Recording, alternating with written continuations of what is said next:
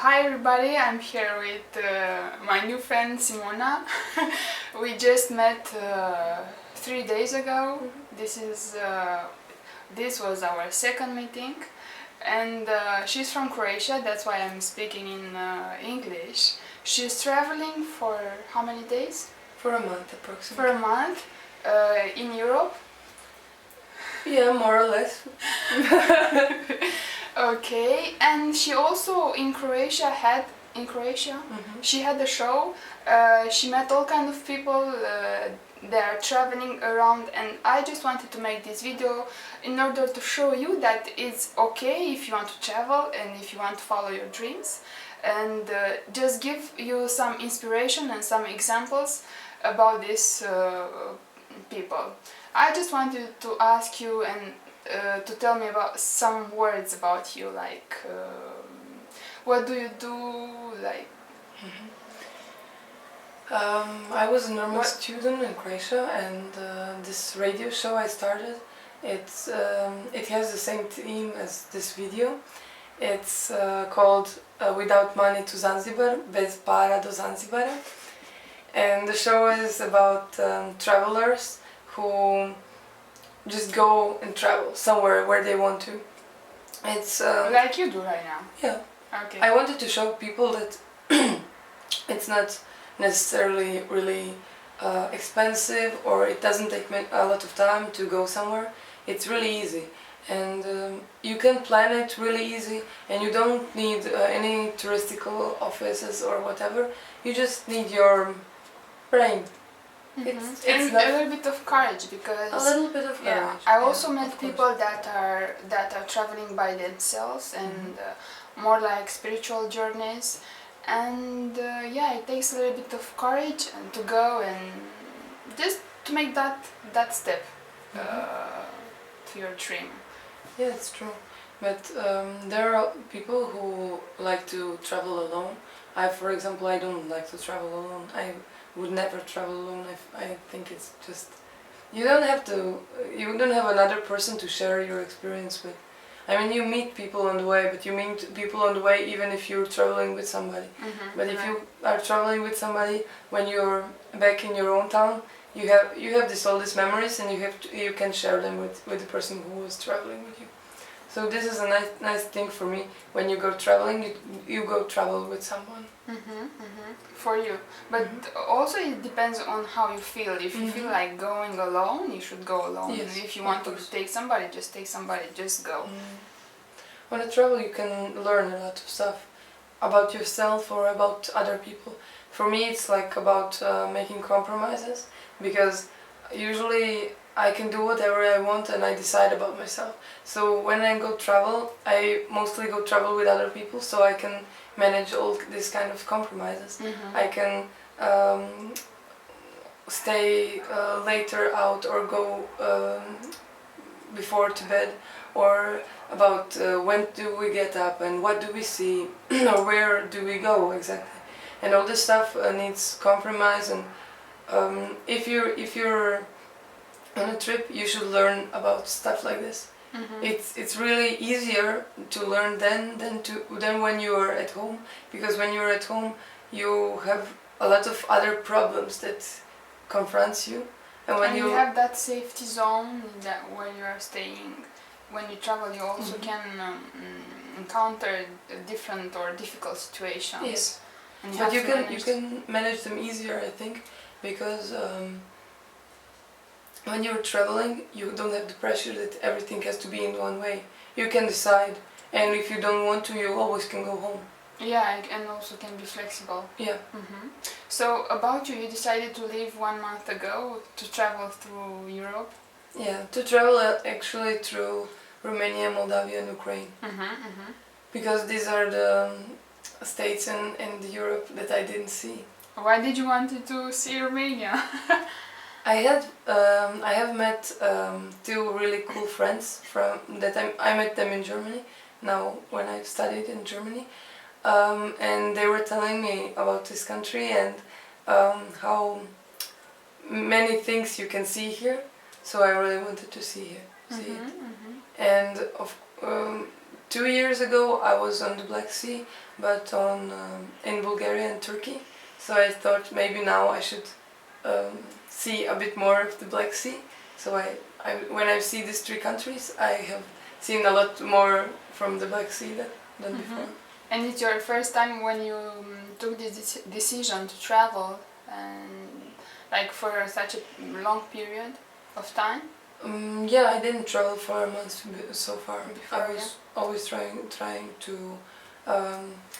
do my schedule so that I can travel more, but it was always something like 2 weeks or something. Now I had time, so... Yeah, and so you'll travel until the end of August. Okay. And tell me about the people that you interview at your radio show. They're very various and they did a lot of funny and silly and brave stuff. Like the coolest stories. The coolest story that you remember. One is a guy who went with a small boat. It's like a boat that you can blow. I don't know how to say it in English. It's not a fixed boat. Yeah. But you have to make it Blow. Yeah. Okay. So it's like 2 meters long, and 2 really tall guys were driving in this boat for like 2 months from Zagreb on the river Sava, and went with this river to Belgrade, there where this river goes into the Danube, and then through the Danube all the way to the Black Sea. Only in the boat. Only in this boat for 2 months. 2 really big guys. And just they went down or just go on the land to eat or... Yeah, of course they went to eat or something to the land, but they slept on the boat and they were just living on the boat all the time. They slept on the boat? Yeah. Okay. Sometimes they slept on the land, but mostly on the boat. And he wrote a book about it. It's currently only on Croatian, so I cannot recommend anybody who speaks English, but it's a really cool book about what they experienced around and with what kind of people they talked. With like people that shared their stories with them, but also people that wanted to, I don't know, kidnap them or something. So they were running through the land. They wanted to buy some food, but the people wanted to steal something from them, so they just run to the boat and just continue through the river. And there are a lot of stories, and it was a really cool journey, but just to think about it, to drive for 2 months on a really small boat, yes. And it's a really big journey, but I find it really cool. Also, I had a lot of people who went somewhere with their bikes. There was one, he went from Zagreb to Egypt by bike. There was one who went How many, like in time, how many days? I think something like 200 days. 200 days from Zagreb to Egypt? Yeah. Okay. Stopping everywhere and seeing everything that he can. And there was one who was traveling from Zagreb to Damascus in Syria. In Syria. And there was one who was traveling one time from Zagreb to Istanbul by bike, and once he traveled the capitals of the former republics that belong to Austria-Hungarian. Okay, okay, I understand, yeah. Yeah, so he was just traveling, making a big circle above Croatia. Yes, Yeah. yes. So these guys were telling me something about strength, that you have to endure this whole sun. You know, like when you're cycling and then every once in a while your tire breaks down. And you were thinking, oh, today I will make 50 kilometers, and then your tire breaks down and you have to repair it, but you're in the middle of nowhere and you have to find your own way how to repair the tire. And before you didn't repair your tire on your own, you just never knew how to. You were just like going to your friend or someone like, oh, can you repair my tire? Now you have to do everything on your own. And you cannot pack a lot of stuff, because your bike can just have this 2 bisa. Yes, yes. Like two bags yes. on the wheel. You cannot have anything on your back. Wheel. You cannot have anything on the back because your back would hurt. but he was telling stories about dogs attacking him or In Romania? wild pigs Wild attacking pigs. him and stuff like this. And he told me also, like, on this whole journey, this is the guy who went to Damascus. On this whole journey, his bike was fine, nobody did anything to his bike, everything was good. And then he comes to Zagreb again and somebody steals his bike. So the thing about this story is, like, shit can happen to you wherever. Mostly it happens to you when you're at home, Okay. and not when you're traveling. When you're traveling, there is something when you're traveling that, like, everything comes in the end, like, in a good way. Your travels always have a happy ending, I think. I don't know how it happens, but mostly it does. And also when, especially it happens to me when you are traveling, you have that freedom that you don't have to do anything, and also you have to be open to people and new experiences, and not to stick with your road. You have to be flexible and to do what you feel, to follow your intuition. Now I feel like if you want to do, you have to. If you want to take a day off or to rest, it's okay to do like this. Or I don't know. It's a fun way to travel, and I think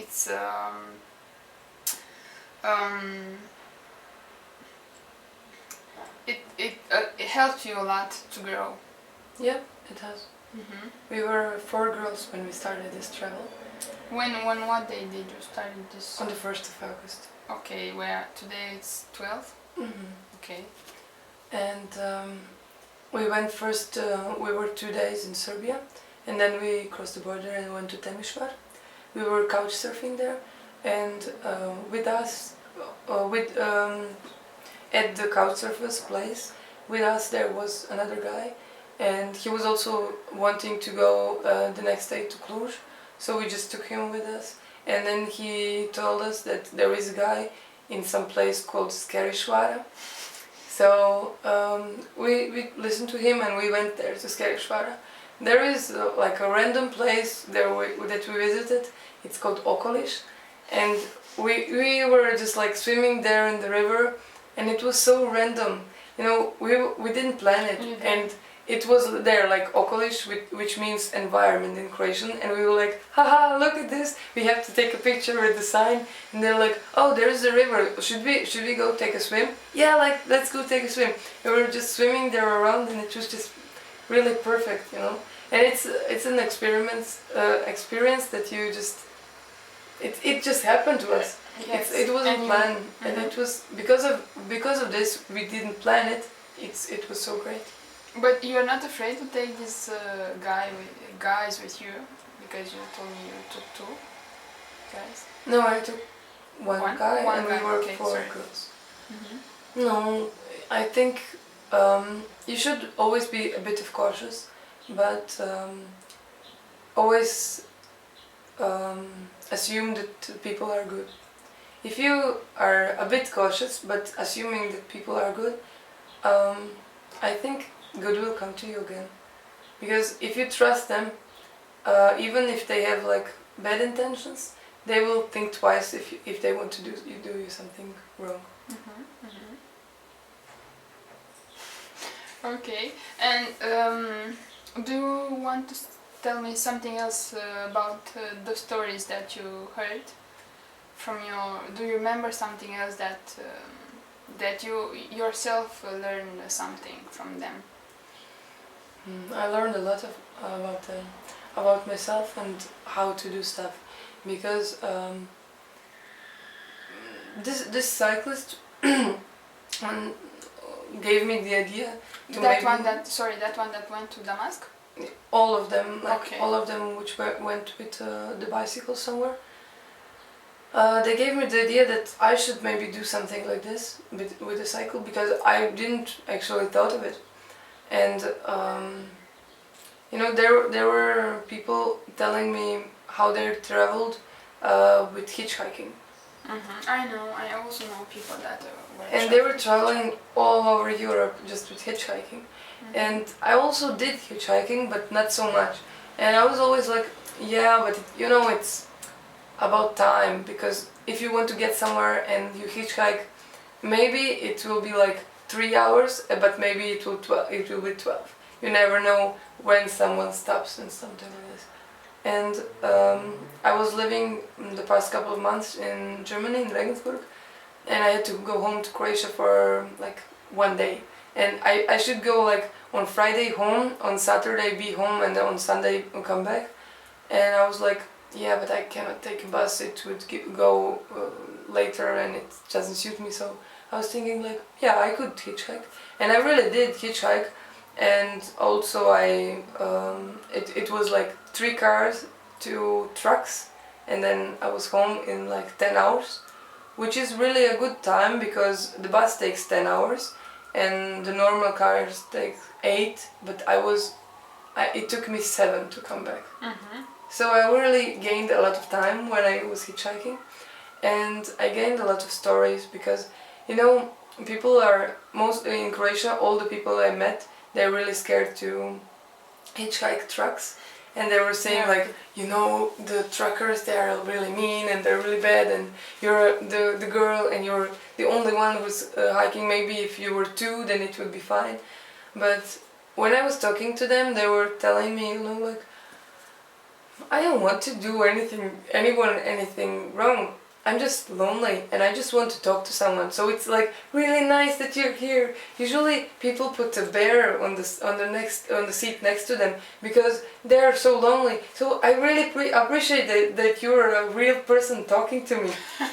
And I was laughing because they were telling me like all the stories that happened to them in their lives, and it was nice to hear all the stories because, when you have like a prejudice that these people can do you something wrong, and then you just hear their stories, then you just are more you can be a more happy person, I think. When you put a label like this is bad, these truck drivers are bad, this is general. You cannot know if they're all bad or. I never heard of a story of a truck driver doing something wrong or. There was a story in Croatia, like maybe 2 years ago, that a girl got kidnapped, then killed, because she was hitchhiking on a place there were a lot of truck drivers, and one took her, like kidnapped her. And you were not afraid when you were hitchhiking? Yeah, you always have something that says you should be maybe afraid. But then you're like talking to this guy and thinking like, yeah, well, if you talk like really honestly, then you will know some stuff about him, and it will make you more like connect on a human basis. And then I don't think none of them who were driving me would do something bad. Okay. And all the hitchhikers that I was interviewing were saying all this the same thing. You just have to have a bit of trust in people. And it's always cool because all these people tell you some stories, and just they're mostly like from another country, so you can exchange like something that's experienced about cultures and stuff, and it's really always cool. It's really cool to listen to it. Yeah, when I first met you, I felt that you were like very open. That's why I sat next to you. I just wanted to tell you that this was I already told you this. This was our second meeting, and we cooked today. We slept in the same bed. We just felt the connection. For sure, if you stay here in Romania, or if you would stay here in Romania, we would be like we remain friends. So you feel when somebody is open, when somebody has something to hide, or you just feel people. So stay open. Yeah, This is the And message. this is the thing that you can really see when you're hitchhiking. When you open the door and see the person, you can see if he has like an evil look and if he's thinking something bad. And then you just say like, no, thank you, close the door and wait again. Yeah. But if you say like, once when I was hitchhiking this route from Germany to Croatia, a guy dropped me at some parking space, and it was in Austria where you can buy this tickets you put on your front, on like the car. a vignetta it's called. In Romanian it's rovineta. Yeah, so rovineta. Rovineta. And she went out of the car to buy it, and I went to her and telling her like, oh, are you maybe driving the way to Graz? And she's telling me like, yes. Are you a hitchhiker? And I'm like, yes. Could you maybe take me with you? And she's like, will you do something to me? And I'm asking her like, will you do something to me? And she said no, I laughed, and she was like, come on, sit in the car. And we sat, and she was like, I was hitchhiking before when I was younger, and but you know, I was hitchhiking like for really short distances, like from to the neighbor village, and not for like this long route like you were doing. And I usually don't take people when they're hitchhiking because I'm somehow always afraid they will do something to me, and I'm like, yeah, you know, I'm always hitchhiking and telling myself, but what happens if somebody does something to me? So we were in the same position, like from different sides, and then you see that everybody's a bit afraid what's happening. And the truck drivers told me that, you know, like they said, if a guy takes you with a normal car, he can go with the normal car wherever, like in the forest, and dump you there, and who knows where you are. But with a truck that's like 40 tons, you cannot go into the forest. And also they have this tachometer, so it says on this how fast they drove or how long they drove, or all this stuff, like all this information's about the truck. So if he goes off the route, it will say. So everybody will immediately know that he did something wrong. So for him, it's almost impossible to do something like this. So this makes it a bit more secure, so to say. Yeah, okay. And I wanted to ask you, why did you choose to travel? Why did I choose to travel? That's a long story. That's a story about my mother, basically, because my mother loves to travel, and when I was in the 7th grade, she took me and my younger brother to Italy, and after that she just continued like taking us somewhere, like short trips or longer trips or wherever she found. And it was practical for her because there are always like this reduce of price for children. Yeah. So my brother was mostly free, I had like a half price, and then she paid also something less because she's taking 2 persons more. And it was always cool to travel with her, and she always showed us maps and how to go around with maps, how to find yourself somewhere. That's why you are so good at handling the maps. Yeah. Yeah, probably. And after when I grew more older, then it was just like normal to go somewhere. Then I was going with my friends. And how does it make you feel traveling? I was to learn something, mostly from the people I meet. And also the food is something really cool, because every land has something to offer, something really cool to eat that you have never eaten before, or something that you always see but in a really totally different way, and you think like, how didn't I come to this idea?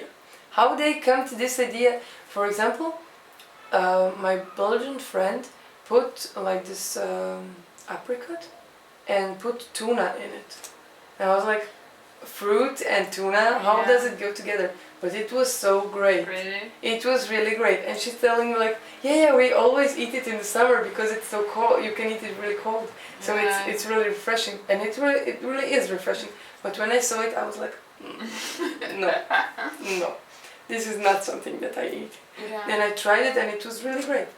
So it's something about trying, learning about yourself and meeting all these people which have diverse stories, and when they share the stories with you, you can learn something for your own. Do you remember like a precious lesson that you learned? A precious lesson. Yeah, something that you remember, something that comes into your mind now Not from people. not right now. When we talk, I will remember something to tell you. But like now, when you ask me, like no. Or something nice that you've learned besides putting tuna in an apricot.